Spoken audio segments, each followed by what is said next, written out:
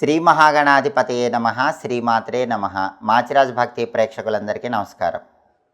June నెలలో మేషాది ద్వాదశ రాశులకి మాస ఫలితాలు ఏ విధంగా ఉంటాయో, నెల మొత్తం యోగించాలంటే ఎలాంటి ప్రత్యేకమైన విధి విధానాలు పాటించాలో, జూన్ నెలలో మేషాది ద్వాదశ రాశులకి ఏ తేదీలు కలిసి వస్తాయో, ఏ తేదీలు కలిసి రావో, జూన్ నెలలో ద్వాదశ రాశుల వారికి మాస ఫలితాలు ఏ విధంగా ఉంటాయో ఈ వీడియోలో మనం తెలుసుకుందాం. తదుపరి మకర రాశి. మకర రాశి వాళ్ళకి జూన్ నెలలో మాస ఫలితాలు పరిశీలిస్తే, జూన్ నెలలో మకర రాశి వాళ్ళకి అన్ని రకాలుగా అనుకూలంగానే ఉంది. వ్యతిరేకతలు ఏవీ లేవు. చేస్తున్న వృత్తి వ్యాపారాలన్నీ కూడా చాలా చక్కగా అనుకూలిస్తాయి. విద్యార్థులకు బ్రహ్మాండంగా ఉంది. మంచి ర్యాంకులు తెచ్చుకుంటారు. కాంపిటేటివ్ ఎగ్జామ్స్లో సక్సెస్ సాధిస్తారు. కావాల్సిన చోట సీట్లు తెచ్చుకుంటారు. అలాగే ఇంటర్వ్యూకి వెళితే ఇంటర్వ్యూలో సెలెక్ట్ అయ్యే అవకాశం ఉంటుంది. క్వాలిఫికేషన్కి తగిన జాబ్ వస్తుంది. ప్రమోషన్లు వస్తాయి. కావాల్సిన చోటుకి ట్రాన్స్ఫర్ వస్తుంది. బిజినెస్ బాగుంటుంది. బ్రహ్మాండమైన లాభాలు వస్తాయి. అంటే అన్ని రంగాల వారికి కూడా మకర రాశి వాళ్ళకి జూన్ నెలలో యోగదాయకంగానే ఉంది. సంఘంలో ఉన్నత స్థితి ఏర్పడుతుంది. ఇంతకుముందు ఉన్న స్థితి కంటే సంఘంలో గొప్ప పేరు తెచ్చుకుంటారు. ఉన్నత స్థాయిని మకర రాశి వాళ్ళు పొందగలుగుతారు. ఆర్థిక లావాదేవీలన్నీ సంతృప్తినిస్తాయి. అంటే మీకు కావలసిన దానికంటే ఎక్కువ ధనాన్ని సంపాదించుకోగలుగుతారు. దాన్ని దాచిపెట్టుకోగలుగుతారు. శత్రువుల మీద ఆధిపత్యం ప్రదర్శిస్తారు.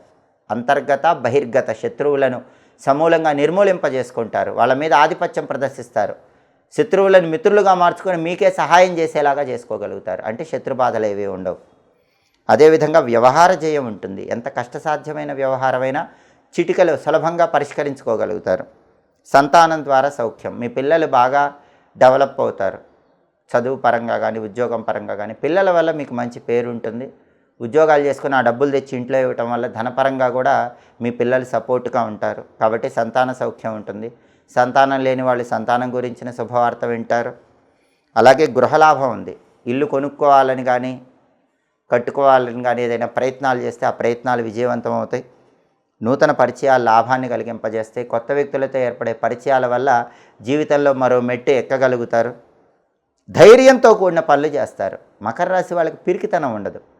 ఇంతకుముందు ఉన్న పిరికితనం అంతా కూడా మబ్బులు వీడిపోయినట్లు వీడిపోయి మనోధైర్యంతో, కొండలు పిండి చేసే ధైర్యంతో ముందడుగు వేసి ప్రతికూల పరిస్థితుల్లో అనుకూల ఫలితాలు పొందగలుగుతారు. అలాగే జీవితంలో ఉన్నత స్థాయిని చేరగలుగుతారు.